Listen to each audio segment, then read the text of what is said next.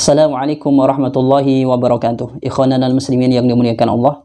Pada kesempatan kali ini kita akan membahas tentang masalah madhab-madhab yang ada di zaman terdahulu. Apakah memang madhab di zaman terdahulu itu cuma ada 4 seperti yang kita ketahui pada zaman sekarang ini atau lebih. Dan juga kita akan sedikit membahas tentang masalah mungkinkah pada era sekarang ini ada orang yang bisa langsung mengeluarkan hukum dari Al-Quran dan As-Sunnah yang nanti diistilahkan dengan seorang mujtahid. Kalau kita lihat di dalam beberapa referensi ya, di kitab-kitab yang memang besar ya, bahasanya seperti itu, di sana dijelaskan secara jelas tentang masalah madhab yang berkembang di zaman terdahulu. Akan tetapi pada kesempatan kali ini saya akan mengambil dari kitab yang kecil saja, yang menjelaskan, yang sedikit menggambarkan tentang masalah berapa sih madhab yang ada di zaman terdahulu, atau apakah madhab di zaman terdahulu itu hanya ada 4 atau lebih. Yaitu saya mengambil di kitab Sab'atul Kutubil Mufidah. Di sini ada keterangan yang dinukil dari Imam As-Suyuti. Di sini ada ibarat juga yang menjelaskan, atau ibaratnya wa fi fawaidil madaniyah. Di sini ibaratnya pakai fawaidil madaniyah. Padahal secara nahwu itu menurut saya fawaidnya harus ada alif lamnya. Dan juga kalau saya lihat di dalam kitab aslinya itu, atau di kitabnya itu ada alif lamnya. Wa fi fawaidil madaniyah naqlan anis Syabaramalisi anis Suyuti al-mujtahiduna min hadil ummati la yuhsuna kasratan. Di sini dinukil dari Imam As-Suyuti bahwasanya mujtahid di kalangan umat ini sangat banyak sekali, tidak bisa terhitung jumlahnya. Wa kullun lahu madhhabun minas sahabati wat tabi'ina wa atba'it tabi'ina wa halla jarran. Dan mereka ini mempunyai ideologi, atau ideologinya itu ya nanti ya sahabat, tabi'in, dan atba'ut tabi'in, dan seterusnya. Waqad kana fis sinina hawalai nahwi asrati madzhabah. Dan seiring berjalannya waktu, madhab ini menjadi 10 madhab, atau tersisa menjadi 10 madhab. Muqalladatin arbabuha mudawwanatin, yang madhab ini diikuti, ya kitabnya itu juga dibukukan, atau pendapat-pendapatnya itu dibukukan. Wahia al-arba'atu al-masyhuratuh. Di antaranya adalah 4 madhab yang sudah masyhur, yaitu Imam Hanafi yang menjadi Hanafiyah, Imam Malik menjadi Malikiyah, kemudian Imam Syafi'i menjadi Syafi'iyah, kemudian Ahmad bin Hanbal menjadi Hanabil atau Hambali. Dan seterusnya ada madhab wa madhabus Sufyani Ats-Tsauri, dan madhab Sufyan Ats-Tsauri, wa madhabul Laits bin Sa'din, dan madhabnya Imam Laits, wa madhabu Ishaq bin Rahawai, dan madhabnya Imam Ishaq, wa madhabu bin Jarir, dan madhabnya Imam Ibnu Jarir, wa madhabu Dawud, dan madhabnya Imam Abu Dawud.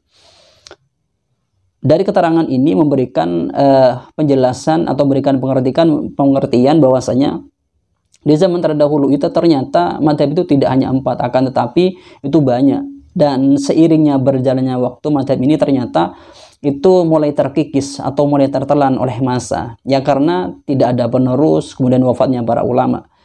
Dan di sini juga dikatakan wa kana likulli kammi haula'i asba'un yaftuna biqaulihim wa yaqduna. Dan dari setiap madhab ini mempunyai atsba', punya pengikut-pengikut yang berfatwa dan menghukumi dengan imamnya mereka, atau dengan madhab yang dia ikuti. Wa innama inqaradu ba'dal khamsimi'ati. Dan madhab ini punah ya setelah 500 tahun Hijriyah. Punahnya karena limautil ulama'i wa kusuril himami. Punahnya karena banyak meninggalnya para ulama, dan sedikitnya seorang atau sedikitnya himmah untuk menekuni madhab-madhab yang sudah hilang tersebut, sehingga tersisa menjadi 4 madhab saja. Kalau kita lihat di madhab-madhab ini, ada seorang murid atau ada murid-murid yang memang sangat cerdas, yang bisa membukukan madhab-madhab tersebut sehingga bisa sampai atau bisa bertahan dengan perjalanannya waktu, sehingga sampai juga ke era kita ini. Kalau di Imam Hanafi itu kan ada 2 tokoh besarnya, atau murid yang bagus itu, atau ya bahasanya yang bagus. Yang pertama itu Syekh Abi Yusuf, kemudian kedua itu Syekh Muhammad Hasan Asy-Syibani. Itu yang mengembangkan, atau yang juga salah satu murid yang sangat menonjol, yang mempertahankan madhab Hanafi.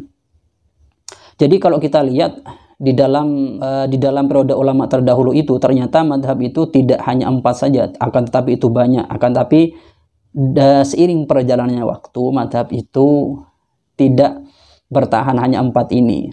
Dan dari madhab tadi yang disebutkan tidak ada madhab namanya Salafi Wahabi atau madhab Salafi. Kemudian kita akan membahas juga jargon dari orang-orang di era sekarang ini yang mengatakan, ayo kita kembali ke Al-Quran, ayo kita kembali ke As-Sunnah. Kalau yang dimaksud adalah mengeluarkan hukum langsung mengambil dari Al-Quran, langsung dari As-Sunnah, saya kira harus memenuhi beberapa syarat yang telah disepakati oleh para ulama. Karena kalau kita menyimpang dari kaedahnya para ulama yang sudah disepakati, maka tentu itu dipastikan tidak benar. Kalau kita lihat di sini dikutip oleh Syekh Muhammad Ad-Dahlan, Syekh Zaini Dahlan, dijelaskan bahwasanya Syekh Muhammad Jarir At-Tabari atau Ibnu Jarir At-Tabari ini, beliau ini pada periode awal beliau ini bermadzhab Syafi'i, sekelas Ibnu Jarir At-Tabari yang beliau ini seorang mufassir, seorang faqih, seorang muhaddis, ya seorang ahli sejarawan juga. Beliau itu pada periode awalnya bermadzhab kepada Imam Syafi'i, akan tapi ketika beliau itu kemudian banyak ilmunya, beliau ini bermadzhab sendiri. Di sini dikatakan untuk seseorang itu bisa menjadi seorang mujtahid atau seseorang itu bisa mengambil hukum dari Al-Quran dan As-Sunnah, itu banyak syarat yang harus dipenuhi. Di antaranya adalah ayyakuna mumtali'an bil ulumi 'arifan bil mantuqi wal mafhumi wa bin nasihi wal mansukhi wal muhkami wal mutasyabih wal mujmali wal mubayyani wa ghairi dzalika minal aqsami. Ini semuanya adalah bahasa di usul fikih. Sedangkan kita tahu bahwasanya orang-orang yang mempunyai jargon ayo kembali ke Al-Quran, ayo kembali ke As-Sunnah, mereka ini ketika ditanya tentang masalah usul fikih, saya kira kurang begitu paham atau tidak paham. Kemudian juga syaratnya wala budda aidan min ayyakuna 'arifan bil hadis wa anwa'ihi min sahihin wa hasanin wa dha'ifin wa mansukhin wa ghairi dzalika. Wa 'arifan bir rijalil maqbulih minhum wa ghairil maqbulih. Dan juga dikatakan bahwasanya orang tersebut harus alim tentang masalah hadis dan macam-macamnya hadis, bagi yang hasan, yang dhaif, atau yang sahih. Sedangkan kita tahu bahwasanya orang-orang yang punya jargon ayo kembali ke Al-Quran, ayo kembali ke As-Sunnah, mereka itu jangankan itu paham ya, bahasa arif di sini ya sangat paham terhadap Al-Quran, paham terhadap As-Sunnah ini. Mereka ini baca saja kadang ketika berbicara di depan jamaahnya itu banyak keliru. Bukan ketika kita mengatakan seperti ini kita tidak pernah keliru, bukan seperti itu. Tapi perbedaannya adalah mereka ini langsung mengatakan ayo kembali ke Al-Quran, ayo kembali ke As-Sunnah, mengambil istinbat hukum langsung dari Al-Quran dan As-Sunnah. Sedangkan levelnya mereka itu tidak masuk pada level seorang mujtahid. Bagaimana mungkin mereka itu masuk kepada level seorang mujtahid? Wong baca hadis saja di depan jamaahnya kadang masih salah. Kalau kita misalnya salah, kita ini kan tidak mengajak seorang langsung istinbat kepada Al-Quran dan hadis, akan tetapi mengajak orang ini untuk kembali ke Al-Quran dan As-Sunnah itu melalui para ulama yang memang muktabar. Itu bedanya. Jadi kalau kita lihat syarat-syarat yang sedemikian ketat ini, sebenarnya banyak syaratnya lagi itu. Kalau sebutkan mungkin sangat panjang. Dari sekian banyak syarat-syarat yang harus dipenuhi oleh seseorang yang nanti bisa mengambil hukum dari Al-Quran dan As-Sunnah, sangat tidak mungkin untuk dipenuhi pada orang-orang yang hidup pada era zaman sekarang ini.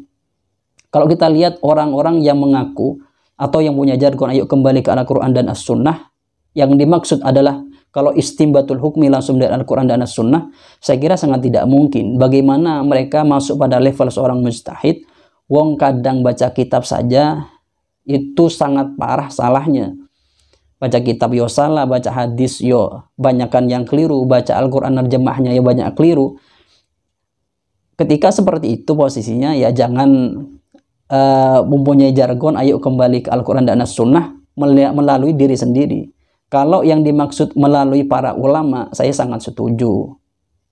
Akan tetapi ulama siapa dulu? Tentu kita akan mengakui ketika ulama yang mu'tabar. Akan tetapi menurut saya begini, orang-orang yang mengatakan ayo kembali ke Al-Quran, ayo kembali ke As-Sunnah, kalau yang dimaksud adalah sesuai dengan pemahamannya, berarti orang-orang ini sudah dibawa ke level yang lebih turun. Yang kalau mereka ikut madhab Syafi'i, mereka ikut pemahaman dari Imam Syafi'i, ketika mereka ini dibawa keluar dari pemahaman Imam Syafi'i, masuk ke pemahamannya mereka, itu sangat rendah. Orang yang mengajak mereka masuk ke As-Sunnah, ke Al-Quran melalui mereka ini, pintunya ini atau ustadz-ustadz ini, jangankan dia masuk level seorang mujtahid, wong baca kitab saja banyakan yang salah, baca hadis saja banyakan yang lupa-lupa, baca Al-Quran saja, nerjemahkan saja itu banyakan yang salah-salah. Ini sangat jauh sekali kualitasnya dengan Imam Syafi'i. Itu yang harus dipikirkan menurut saya. Mungkin itu sedikit penjelasan tentang masalah mungkinkah pada era sekarang ini ada seorang yang bisa langsung istimbat kepada Al-Quran dan As-Sunnah yang nanti bisa dikatakan seorang mujtahid. Jawabannya sangat tidak mungkin. Orang-orang pada era sekarang ini bisa langsung mengambil istimbat hukum dari Al-Quran dan As-Sunnah. Meskipun peluang itu mungkin, akan tetapi itu sangat minim sekali. Mungkin itu yang dapat kami sampaikan. Kurang lebihnya dari kami, Assalamualaikum warahmatullahi wabarakatuh.